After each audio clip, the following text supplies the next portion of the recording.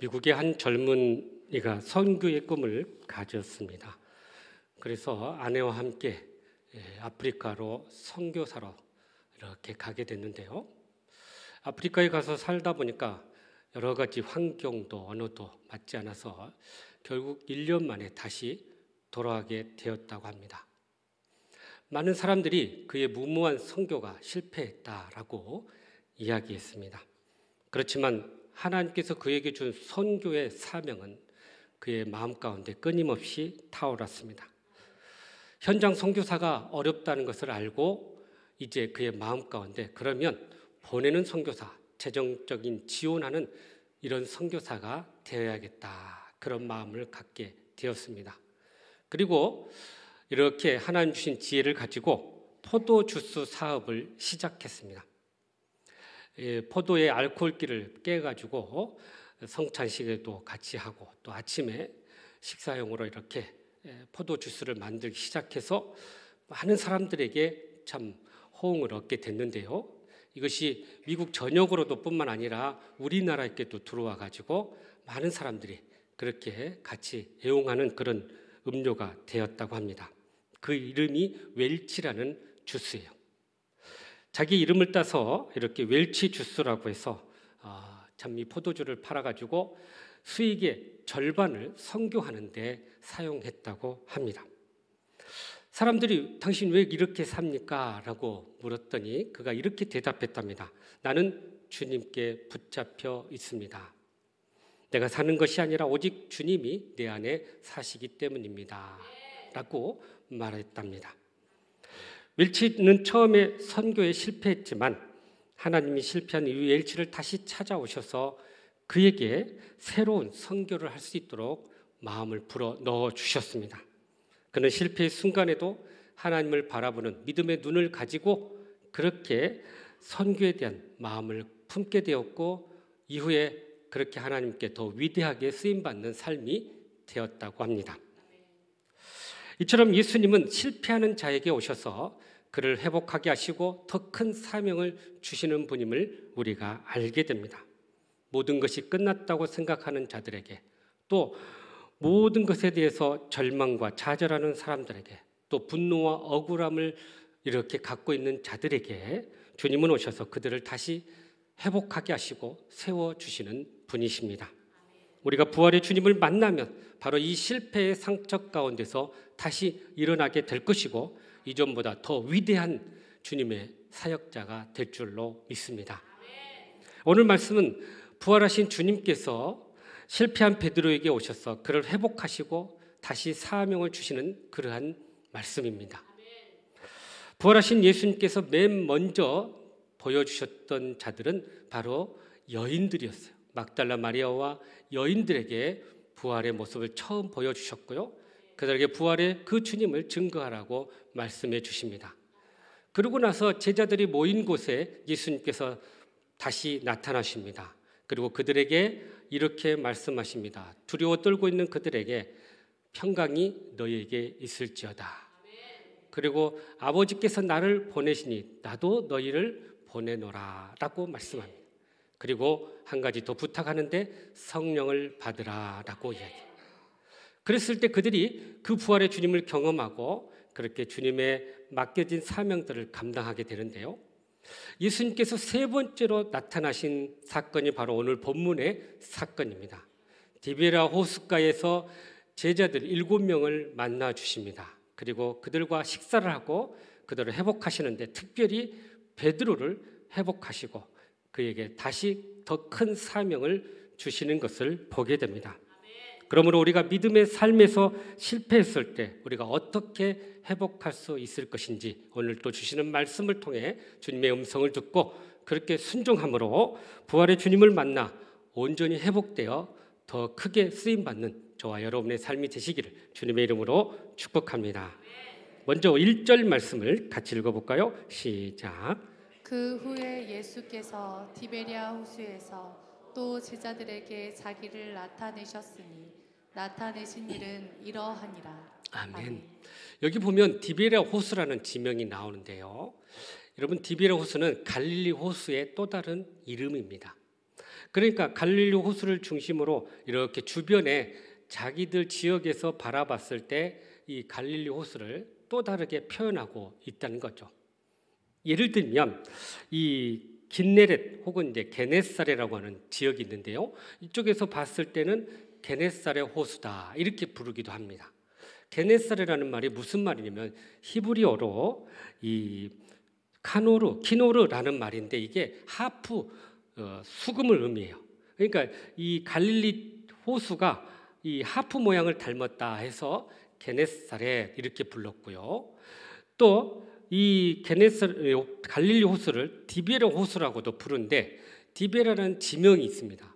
이 지명은 이 헤롯 왕이 로마 황제 디베라에게 이렇게 이 도시를 지어서 바친다는 의미에서 디베라라는 황제 이름을 붙여 디베라는 지역이었는데 바로 이 디베라는 지역에서 바라보았을 때 갈릴리 호수를 디베라 호수다라고 불렀던 것이죠. 갈릴리 호수는요 해수면보다 아래로 200m 아래에 있는 지역이라요 굉장히 미네랄이 풍성하고 사람들이 살아가는데 최적의 환경이라고 합니다. 북쪽에 있는 이 헤르만선에서 눈이 녹아가지고 흘러 이 갈릴리 호수로 들어왔기 때문에 그 물이 얼마나 신선하고 깨끗한지요. 그런데 그것이 또 남쪽 요단강으로 흘러 내려가기 때문에 이곳이 늘 생명력이 끊이지 않는 그런 곳이었어요. 그래서 이 갈릴리 호수는 물 반 고기 반이라고 할 정도로 많은 고기들이 있었다고 합니다. 갈릴리 호수는 남북으로 21km, 동서로 10km 정도 되고요.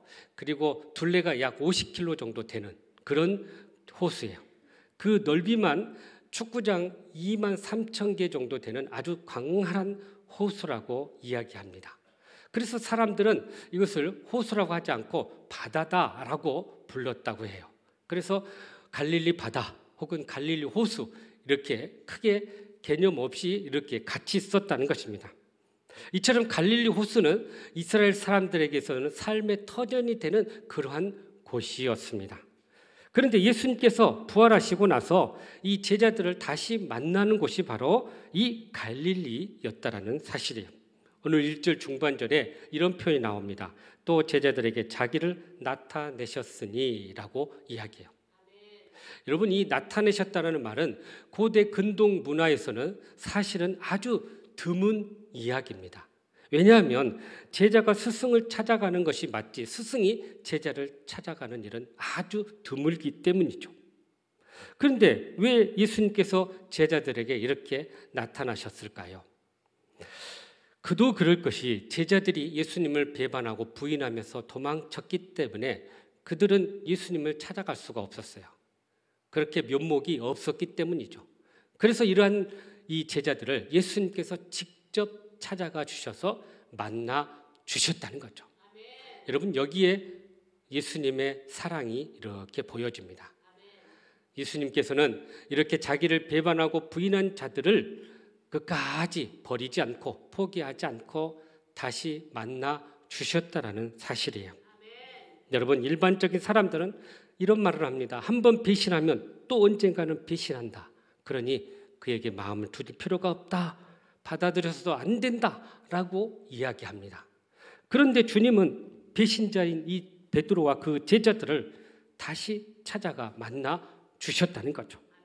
사실 베드로는 주님의 사역 기간에 늘 주님의 옆에 있었어요. 그리고 무슨 일이든지 가장 앞장서서 주님의 일을 도왔던 자였습니다. 그런데 주님이 잡히시니까 주님을 두고 도망가고 또 재판자리에서 죽음에 대한 두려움 때문에 예수님을 부인할 뿐만 아니라 예수님을 저주하는 그런 말까지도 내뱉었던 것이죠. 이처럼 베드로는 주님을 떠났어도 주님은 베드로를 포기하지 않고 다시 찾아와 만나 주셨다는 거예요. 배신자 베드로, 실패한 베드로를 버리지 않고 다시 주님은 그를 위대한 일꾼으로 세우고자 하셨던 거죠. 우리가 설령 베드로처럼 주님을 배반한다 할지라도 주님은 결코 우리를 버리시지 않는다는 사실이에요. 한번 택하신 주의 자녀들을 하나님께서는 결코 포기하지 않으신다라는 사실입니다. 누가복음 15장에 보면은요, 주님의 마음을 알 수 있는 세 가지 비유가 나오는데요.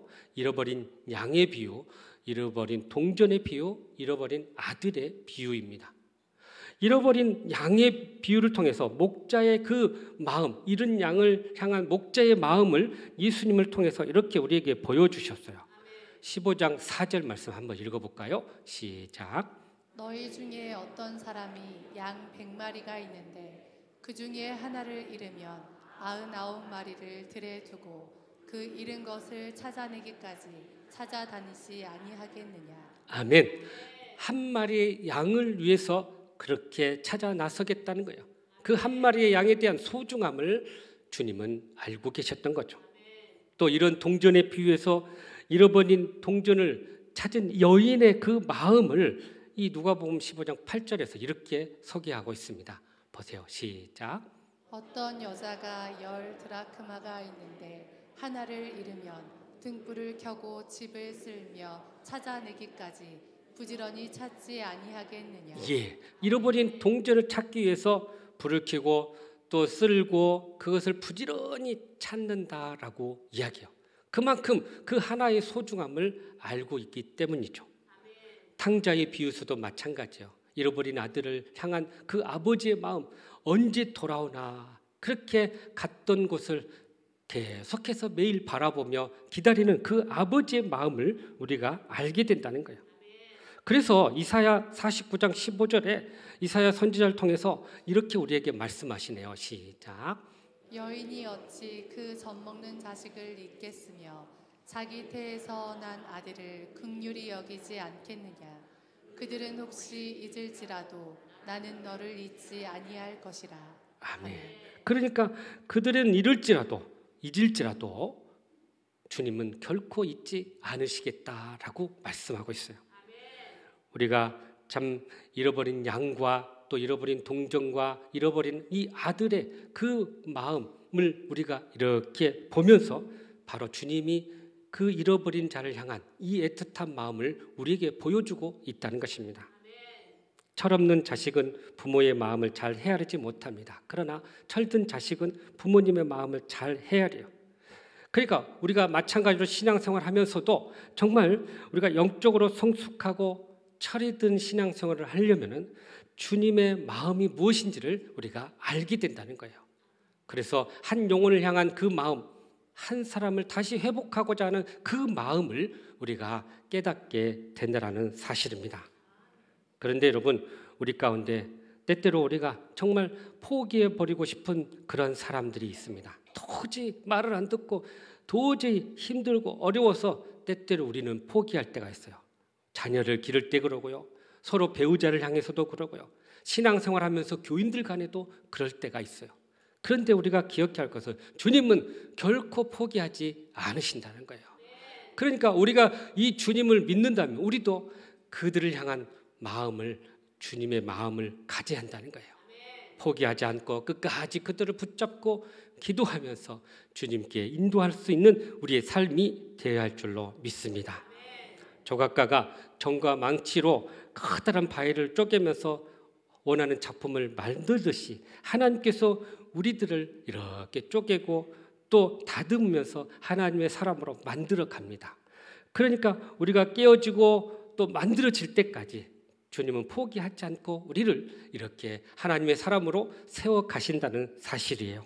그러므로 우리를 택하시고 끝까지 포기하지 않으시는 그 하나님의 사랑을 깨닫고 더욱더 믿음으로 일어나는 복된 삶이 되시기를 주님의 이름으로 축복합니다.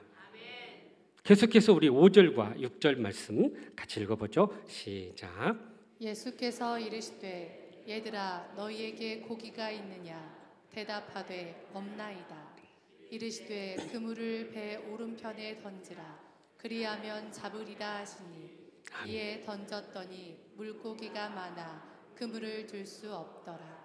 아멘. 자, 불과 얼마 전까지만 해도 예수님을 만나고 예수님께서 부탁하신 말씀을 들었음에도 불구하고 이들이 다시 갈릴리로 돌아왔다라고 이야기해요. 그리고 그들의 생업을 하게 된 거예요. 그런데 그 생업을 해보니 밤새 일해도 얻은 게 없더라는 거예요.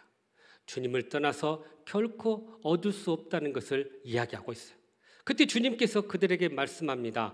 배 오른편에 그물을 던져라 라고 말씀했던 거죠. 그들의 빈 그물에 주님께서 놀랍게 채워주시고 있습니다. 주님의 말씀에 순종할 때 다시 풍성한 삶으로 나아갈 수 있다는 것을 우리에게 말씀해 주고 있어요. 주님은 이처럼 우리의 삶에 부족한 것들을 채워주시고 우리의 삶의 어려운 문제들을 해결해 주시는 분으로 우리에게 다가오고 계신다는 거예요. 사실 베드로가 했던 소행을 보면 그 마음 가운데 한편으로는 참 괘씸하다, 어떻게 저럴 수 있을까 하면서 들어주지 않을 수도 있지만 또 외면해 버릴 수도 있겠지만, 그러나 주님은 베드로의 이 삶의 문제를 해결해 주시고 결국은 영적인 문제를 해결해 주시기를 원하셨던 거죠. 그러니까 우리의 삶 가운데 문제 없는 삶이 없어요, 가만히 보면. 그런데 이 문제가 어떻게 발생하냐? 다 주님을 떠나서 생기더라는 거야.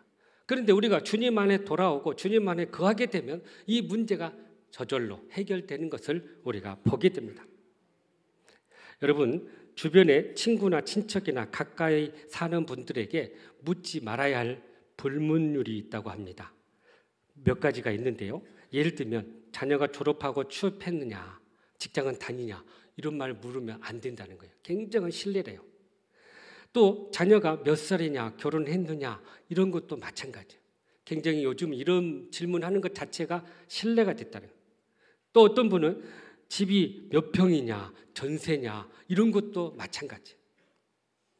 심지어 노후 준비를 어떻게 하고 있느냐, 이런 거 물으면 굉장히 신뢰해요. 왜냐하면 다 어렵군요. 제일 물어서는 안 될 그 질문이 있답니다. 아내나 혹은 자녀의 성형했느냐, 이렇게 물을 때는 절대 이것은 안 된다는 거예요.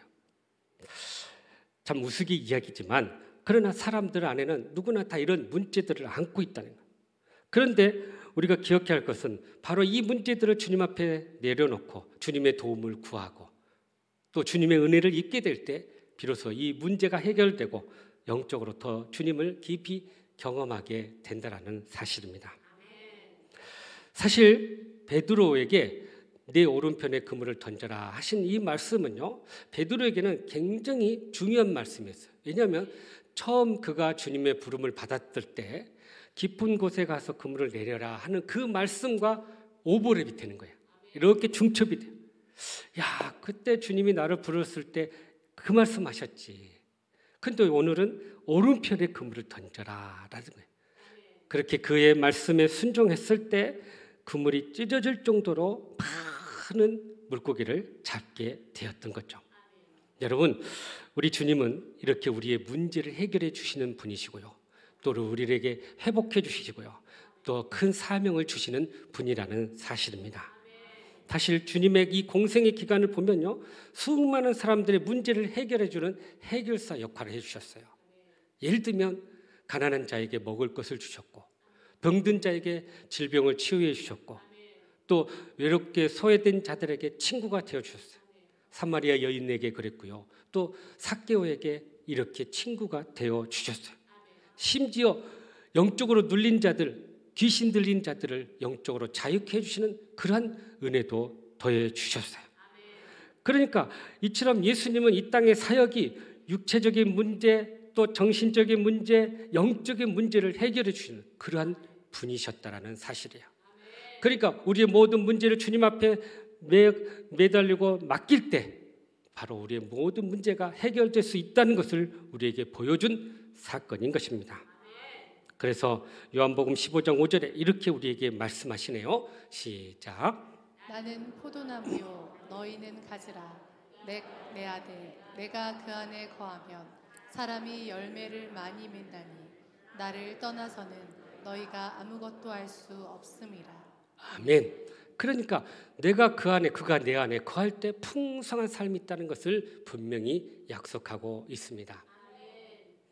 한 권사님이 남편과 사별하고 또 자녀들은 외국 유학에 다 떠나 있고 혼자 외롭게 살고 있었습니다. 삶의 의미를 찾지 못해서 이렇게 방황을 하다가 마음에 결심을 했어요. 아, 호스피스 병동에 가서 내가 봉사를 해야 되겠다. 여러분, 호스피스 병동은 암 환자로서 이제 생존할 수 있는 기간이 약 3개월 정도밖에 되지 않는 분들이 머무는 병동이에요. 그곳에 가서 이분들을 섬겨야겠다는 마음을 갖게 돼요. 그래서 간병인 교육을 받고 자격증을 딴 후에 첫 번째로 만난 이 환자가 있는데 80대 할아버지였답니다. 이 할아버지에게 정말 지극정성을 다해서 섬겼어요. 먹을 걸 입에 넣어주기도 하고 또 이렇게 화장실 가는데 도와주기도 하고 옷을 갈아입고 목욕하는 것도 다 도와주었습니다. 그러다가 마음 가운데 이분을 좀 하나님 앞에 인도해야 되겠다 하는 마음이 들었어요. 그래서 말씀을 읽어주기도 하고 또 기도도 해주고 찬송도 불러주면서 그렇게 복음을 전했다고 합니다. 그러던 어느 날 이 할아버지가 뜻밖의 제안을 이 권사님께 했어요. 무슨 제안이냐? 이런 말이었어요. 간병인 아주머니, 나와 결혼합시다. 좀 처음에는 너무나도 황당했답니다. 자기가 이제 사별했기 때문에 혼자 사는 건 알고 있었지만 또 이렇게 결혼한다더니 그것도 얼마 사지 않은 할아버지와 결혼한다니 마음이 참 이렇게 어려웠어요. 그런데 그런 마음이 들었어요. 한 번 하나 두 번 하나 뭐 똑같은데 그래 해보자. 그래서 그래요 까짓까지 합시다 하고는 결혼을 하고 저 변호사를 이렇게 입회하고 혼인 신고하고 이제 그 결혼 생활을 그곳에서 하게 된 거예요. 그래서 더 열심히 섬기고 그렇게 했는데 얼마 후에 이 할아버지가 임종에 이렇게 가까이 왔습니다. 권사님의 손을 꼭 잡고 이렇게 이야기했답니다. 하나님께서 나를 사랑하사 당신과 같은 천사를 나에게 보내주시고 이렇게 구원받을 수 있게 해주시니 하나님 참 감사합니다. 또 권사님 감사합니다. 권사님같이 이렇게 아름다운 분이 저를 이렇게 도와주시고 지금까지 섬겨주셔서 고맙습니다. 당신처럼 마음씨 고운 여자를 처음 만났습니다. 그렇게 하면서 사랑의 고백을 하고 임종을 하게 되었답니다. 나중에 확인해 보니까 이 할아버지 통장에 무려 9억 원이라는 거액이 남아 있었어요. 그런데 놀랍게도 할아버지의 이 돈의 상속자를 그의 아내에게 이렇게 남겼던 거죠. 권사님이 나중에 그 사실을 알고 참 놀랐어요. 그리고 이분이 이런 간증을 했어요. 저는 연애도 해보고 결혼도 해보고 자식도 낳아봤지만 할아버지와 보낸 이 3개월의 시간이 없었다면 저는 세상 잘못 살 뻔했습니다. 그 시간이 너무나도 행복했고 너무나도 내 삶에 참 기쁨이었습니다. 라고 고백했다는 거예요. 여러분, 부활하신 예수 그리스도께서 부활의 주님을 믿고 살아가는 자들 속에 이렇게 찾아오셔서 영생의 기쁨을 주고 또 소망을 주고 삶 가운데도 풍성한 은혜로 채워주신다는 거예요. 특별히 우리의 삶의 문제를 해결해 주시고 우리의 영과 혼과 육의 문제를 해결해 주시면서 그렇게 영원한 생명을 얻게 해 주신다는 사실입니다. 그러므로 우리가 부활의 주님을 만나고 우리의 영, 혼, 육의 전인적인 문제를 해결받으면서 그렇게 주님 안에서 행복과 기쁨의 삶을 살아가는 저와 여러분 되시기를 주님의 이름으로 축복합니다. 마지막으로 우리 15절 말씀이네요. 시작. 그들이 조반 먹은 후에 예수께서 시몬 베드로에게 이르시되 요한의 아들 시몬아 내가 이 사람들보다 나를 더 사랑하느냐 하시니 이르되 주님 그러하나이다. 내가 주님을 사랑하는 줄 주님께서 아시나이다. 이르시되 내 어린 양을 먹이라 하시고. 아멘. 자, 여기 보면 예수님께서 베드로를 부르는 호칭을 우리가 주목해야 돼요. 뭐라고 하냐면 요한의 아들 시몬아라고 불렀다는 거예요. 요한의 아들 시몬은 예수님께서 만나기 전, 예수님의 제자로 부르기 전에 불렀던 그의 이름이었던 거죠. 시몬의 이름을 베드로로 바꾸어줬는데 왜 다시 주님은 시몬이라고 부르셨을까요? 처음 주님을 만났을 때, 처음 주님이 그를 불렀을 때 그 모습을 생각해 보라는 거예요. 다시 말하면 주님의 그 첫사랑, 첫 부름에 대한 그 감격, 그것을 다시 한번 상기시켜 주고자 했던 거죠. 베드로라는 이름은요, 반석이라는 의미를 가지고 있어요. 베드로가 주님 앞에서 위대한 신앙 고백을 한 후에 예수님께서 베드로에게 지어줬던 이름이 바로 베드로예요. 장차 교회의 기둥이 되고 또 교회의 반석이 될 것임을 의미하면서 이 귀한 이름을 지어 주셨던 거죠. 그런 반면에 요한의 아들 시몬이라는 말은요, 한낱 어부의 아들의 이름에 불과한 거예요. 그는 지극히 인간적인 사람이었고 사려 깊지 못하고 의지가 약한 사람이었고 매우 충동적이고 감정적인 그런 사람이었던 거죠. 그런 시몬을 주님이 다시 만나주시고 그의 이름을 불러주셨던 거예요.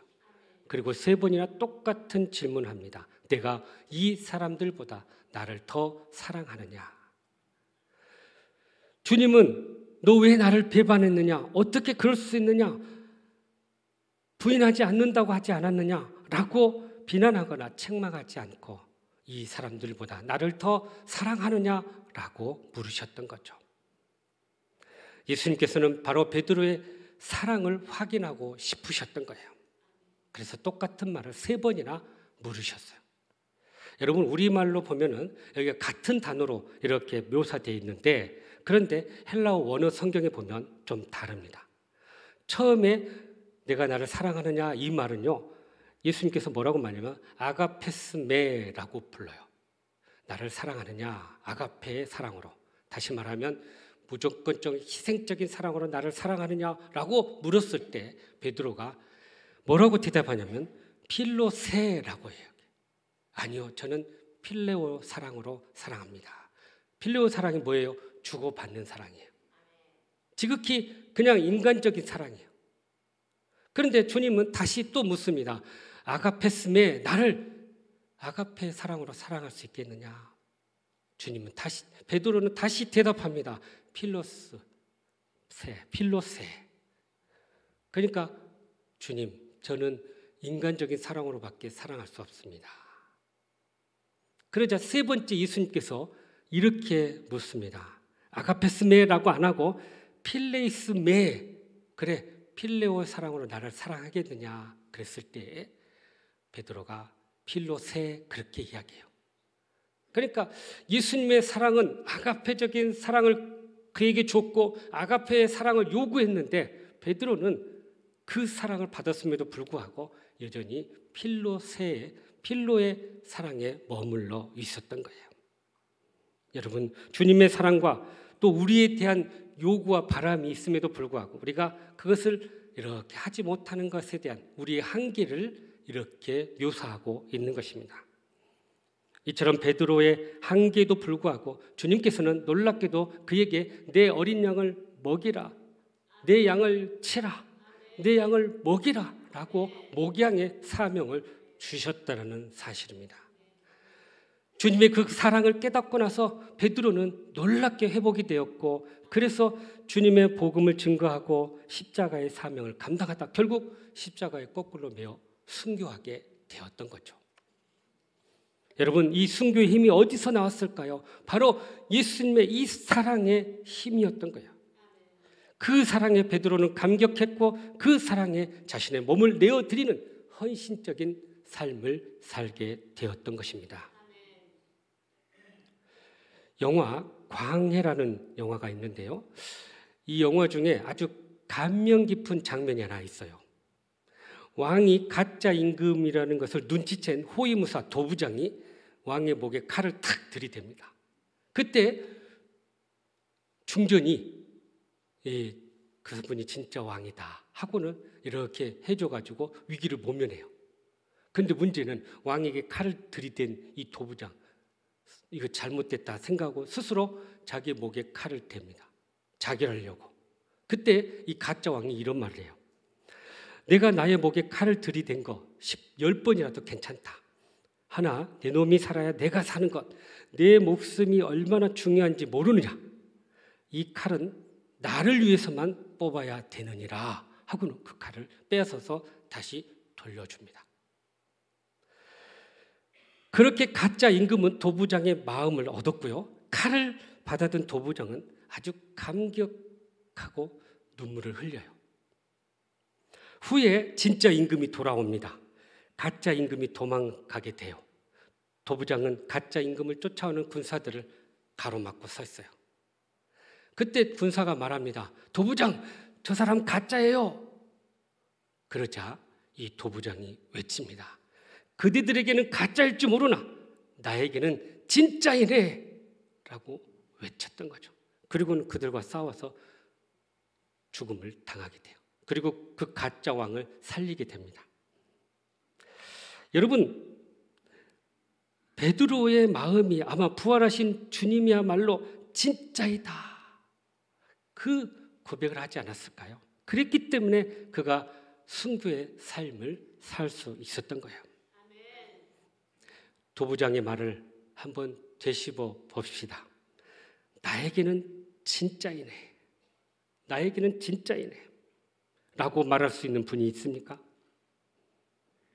마치 스승을 배반한 베드로에게 주님의 그 큰 사랑을 경험하고 나서야 비로소 이분이 나에게 진짜이구나, 이분이 나에겐 진짜였다라고 고백하는 베드로의 음성을 들을 수 있기를 바랍니다. 바로 그 음성이 저와 여러분의 고백이 되어야 할 줄로 믿습니다.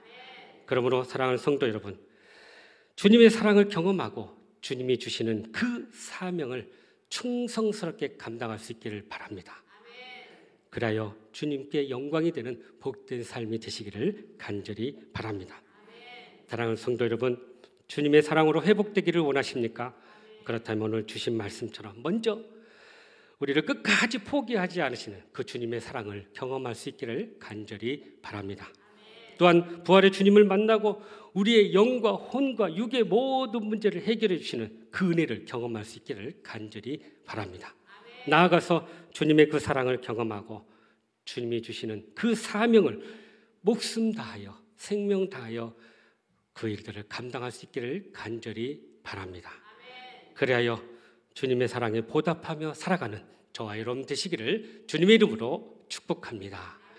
기도하겠습니다. 사랑과 은혜가 풍성하신 하나님, 참으로 그 주님의 사랑을 우리가 회복하고 주님이 정말 내 삶의 진짜였습니다 라고 고백할 수 있는 저희들 되게 하여 주시옵소서. 그래야 주님이 주신 그 사명을 온전히 감당하는 저희 모두가 되게 하여 주시옵소서. 예수님의 이름으로 기도하옵나이다. 아멘.